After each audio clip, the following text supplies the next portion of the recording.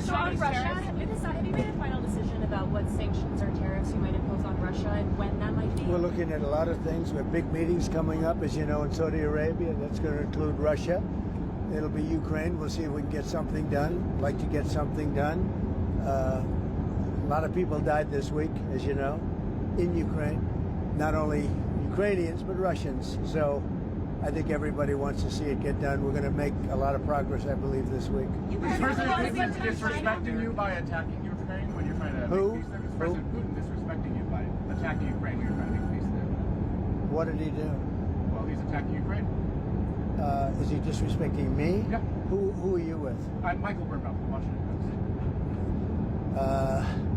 You've lost a lot of credibility. Go ahead. What else? President, Robert, go ahead. Americans who have seen their retirements accounts fall in recent days are getting very nervous about these tariff conversations. Oh, I think the tariffs are going to be the greatest thing we've ever done as a country. It's going to make our country rich again. We have many companies, as you know, auto companies are opening up plants now. We've had 4 or 5 announced already, but many more are coming. And we're basically going to take back the money, a lot of the money that we've given away over many decades. We've lost our jobs, we've lost our factories. We've lost 90,000 factories since the beginning of NAFTA. It's not that long ago. 90,000 factories, think of that. And we're going to get them back, and they're coming back, and they're coming back in records. Look at what happened with the big chip company, the biggest in the world, by far the most powerful chip company in the world, from Taiwan, and they're going in with $200 billion of money, and they're going to build something that's going to give us 35-40% of the chip market in one company. No, it's going to bring it back, and I think it's going to make us bring us to a level that we've never had before. Is there going to be a government shutdown this week? Many of your supporters are concerned about your supporters are attacking SCOTUS Justice Amy Coney Barrett. You put her on the bench. They're saying she's a DEI hire. Do you regret putting her on the bench? Look, she's a very good woman. She's very smart, and I don't know about people attacking her. I really don't know.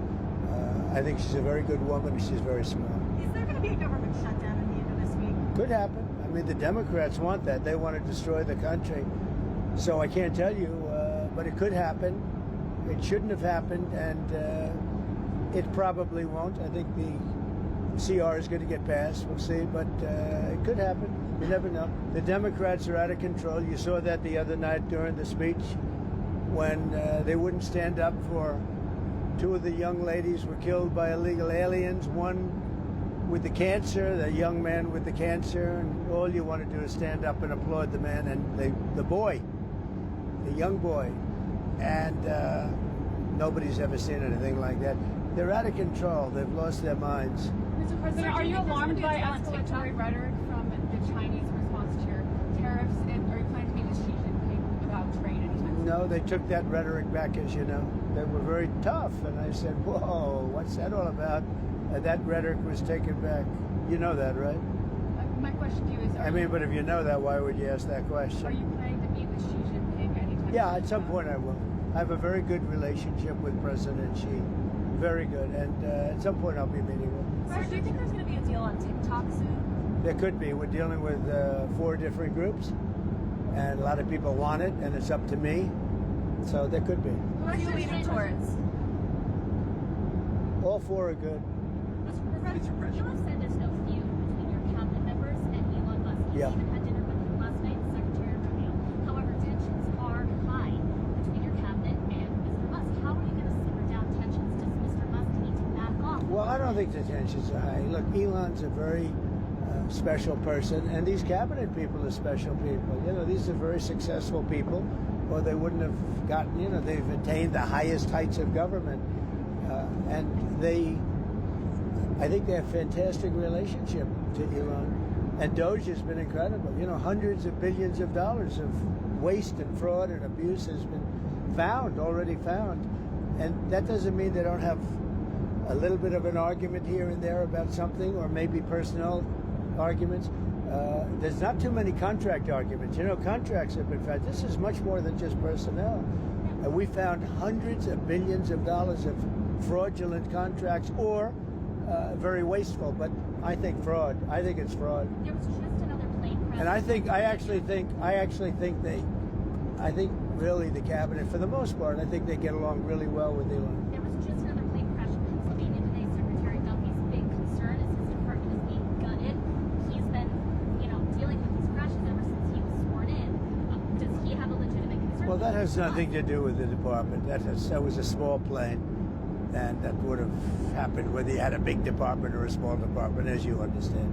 It's just they have space like this. They have times when things happen a little bit more often than normal, and then it goes back and you go many years without having a problem. I'll tell you, I think the Southwest pilot did a fantastic job last week when he lifted that plane off the air, because if he put the brakes on, that wouldn't have been good. And I think the license should be maybe revoked for the plane that got in the way, from the pilot, revoked for the plane that got in its way. But the way he immediately stepped in the gas and lifted up, as opposed to thinking for about 3 seconds when it would have been too late. The Southwest pilots they did a great job. Russia, China, and Iran are doing military exercises together. Does that concern you? No, not at all. Not at all. Why not? Because we're stronger than all of them. We have more power than all of them. I rebuilt the military. Unfortunately, Biden did nothing with it, but I rebuilt the military. But we don't want to even talk about that. I think if you look at what's happening, and if you see what we've done, and if you see where we've come, and let's see what happens with the whole Russia-Ukraine thing. I think you're going to have eventually, and maybe not in the distant future, you're going to have some pretty good results coming out of Saudi Arabia this week. Are you going to resume aid to Ukraine if they sign the minerals deal? Well, I think they will sign the minerals deal, but I want them to want peace. Right How do now, they show that? How do they show that? Well, right now they haven't shown it to the extent that they should. I think right now they haven't, but I think they will be, and I think it's going to become evident over the next 2 or 3 days. I think eventually, look, we have to have peace, and I'm doing this. Money is one thing. We're going to lose. We spent $350 billion on this, but the big thing, human life. Thousands of people this week, thousands of young soldiers died this week. Hundreds of people died in cities in Ukraine. And we got to get it stopped. It would have never happened if I was president, and it didn't happen. This was not going to happen. By the way, October 7th wouldn't have happened. Inflation wouldn't have happened. The Afghanistan, the way not that they left, but the way that they left, it looks so bad. Probably the most embarrassing day in the history of our country. That wouldn't have happened. A lot of things wouldn't have happened, but it is what it is. I think we're going to have a good time. I think we're going to have a good result in Saudi Arabia, meaning they're hosting the various talks, and we have a lot of good people going out there, and I think Ukraine's going to do well, and I think Russia's going to do well. I think some very big things could happen this week. I hope so. So 2,000 people, at least 2,000 young soldiers have died this week, and this is almost on a constant basis, a couple of thousand soldiers a week. It's a killing field, and we got to stop it, and if I can stop it, I'll be very happy. Would you consider lifting the intel pause on Ukraine? What does Ukraine have? Well, we just about have. I mean, we really just about have. And we want to do anything we can to get Ukraine to be serious about getting something done.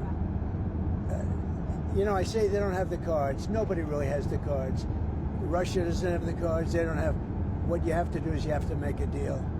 And you have to stop the killing. It's a senseless war. And we're going to get it stopped. You hesitated when Maria Bartiromo. Where are we? Are we just about? We're just about ready to land.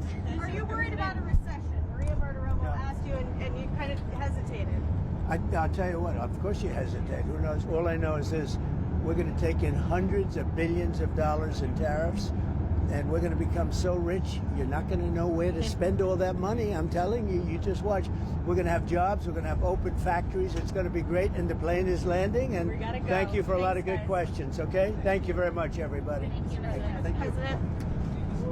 Thanks, Caroline.